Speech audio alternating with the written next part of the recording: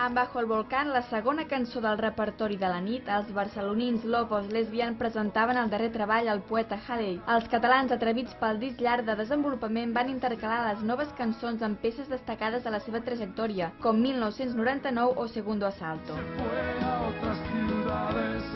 Per primera vegada, el grup indie pop rock actuava al Festival de Cap-roig i el públic, la majoria seguidors incondicionals, esperaven el concert molt il·lusionats.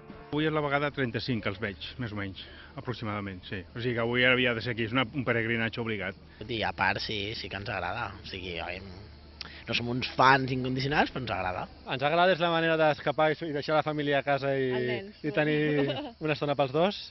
I disfrutar una mica amb Love of Lesbian, que sí que està bé, a veure què tal el nou disc. És el tercer concert de Love of Lesbian que anem aquest any, o sigui que no ens en perdem un si podem, i aquest, com que era un lloc especial, doncs ens agradava venir.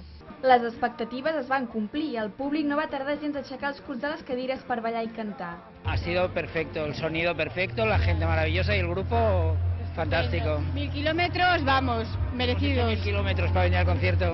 Ha sigut fantàstic, la veritat ha sonat molt bé, us havia vist 3 cops i avui m'ha xiflat. Brutal, com sempre.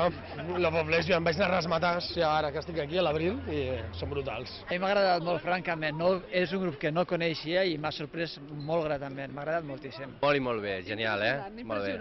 Aquest noi guanya molt en viu, Superbé.